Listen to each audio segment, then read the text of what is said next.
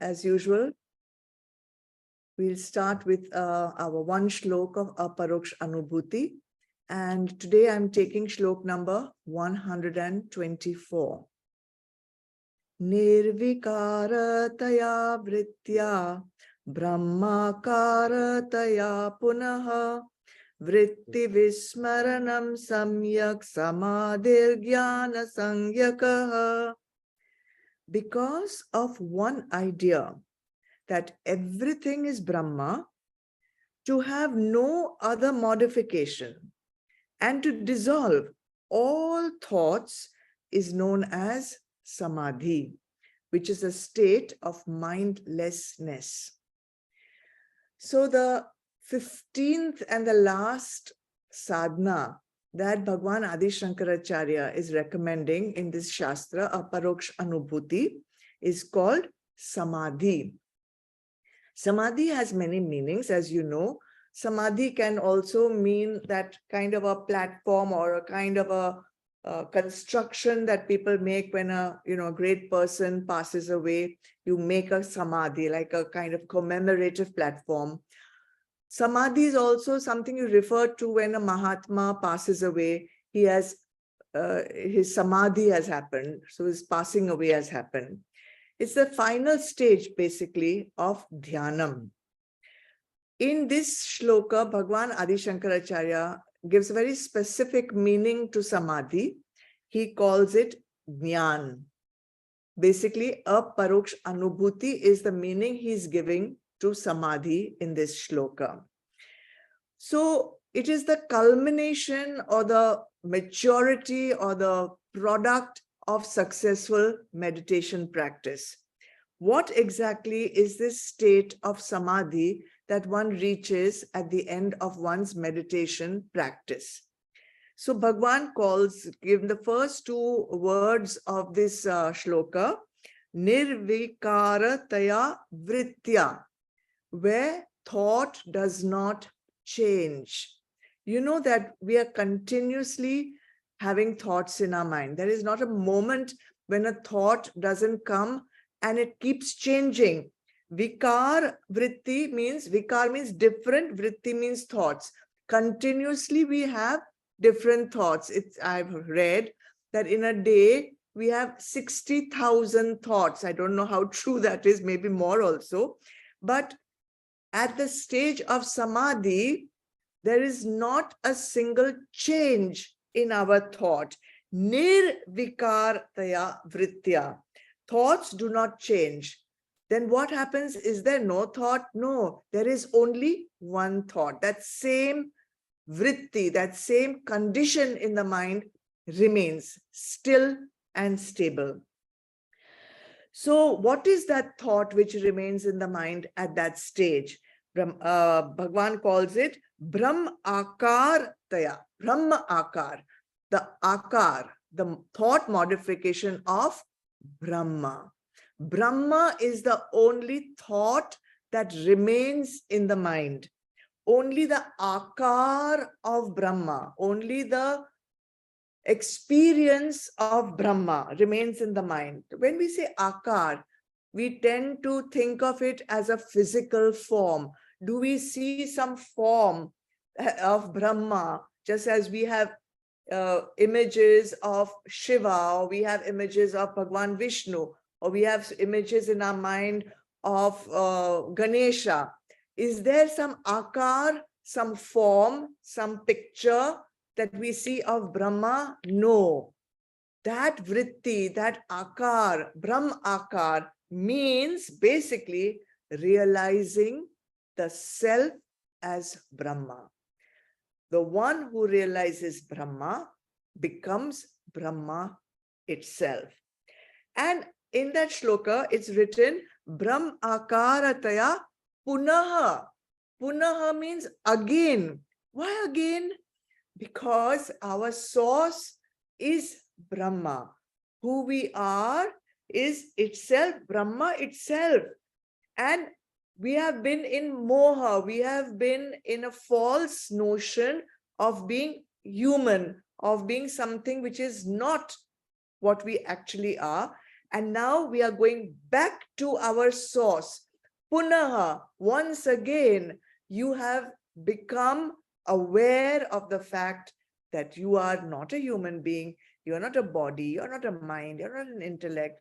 You are Punaha, realizing Aham Brahmasmi. Again, true nature once again.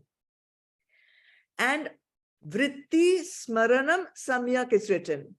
All other thoughts are forgotten. At that time, when self-realization happens, all other thoughts dissolve. All other thoughts evaporate. No other thought remains. Not even the thought that I am meditating. Not even the thought of Aham Brahmasmi. Nothing remains except Brahma itself. Everything else is suspended. No duality of thoughts that I am Brahma. Not even that. Just the Brahmakar, the thought of Brahma. And this is what Bhagwan calls Samadhi. Samadhi Jnana. This state of mind is called Samadhi. This state of mind is called Aparoksh Anubhuti. What this entire text Shastra is all about. Now, there's nothing really one can explain about this state of mind. There's nothing that can be taught about this state of mind. There's nothing to explain. There's nothing to teach. There's nothing to learn. It simply has to be experienced directly, personally by every individual. And to experience it, unfortunately, you need to go through all the different steps, step by step, as we call, referred to it in Sadhana Panchakam. It's a ladder, it's a sopan. You have to go step by step by step by step. You have to have the patience to go through the entire Vedantic process of self-realization and follow the instructions as given in the Shastras by all our great rishis, in all the Upanishads, in all the Shastras, in Bhagavad Gita, in all these texts. So start at the stage where you think you are ready and keep moving patiently, gradually, consistently, till you reach that 15th step of the ladder here in Aparoksh Anubhuti. The 15th step in Sadhana Panchakam, it was the 40th step. Whatever number of steps you need to go, you need to climb them. That's all. You can't jump up the ladder. So all the best to everyone who wants to reach the top of the ladder. Of course, you have to want to reach it, then you'll reach it. And if you really want to, there is nothing in the world that can stop you from reaching the top. We have almost come to the end of this wonderful text, Aparoksh Anubhuti. There are still 2 or 3 maybe shlokas which I would like to draw your attention to. So keep tuned in every Thursday. And next Thursday, I will talk a little bit more about Aparoksh Anubhuti before we move on to another text maybe next month.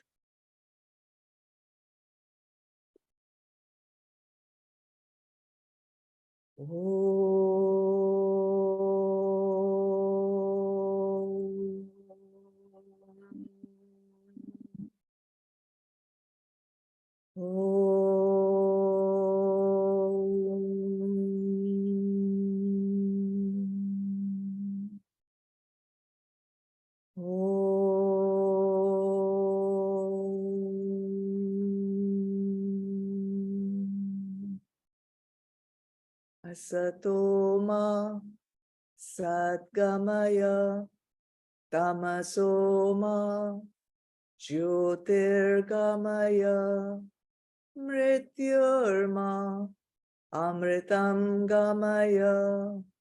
Om Shanti Shanti Shanti. Om Purnamada Purnamidam Purnat Purnamudachyate Purnasya Purnamadaya Purnameva Vashishyate. Om Shanti, Shanti, Shanti. Hari Om. Shri Gurubhyo Namaha. Hari Om. Shridarpanam. Jai Gurudev. Thank you everyone for joining. Thank you Zoom team. Thank you Gauri for chanting.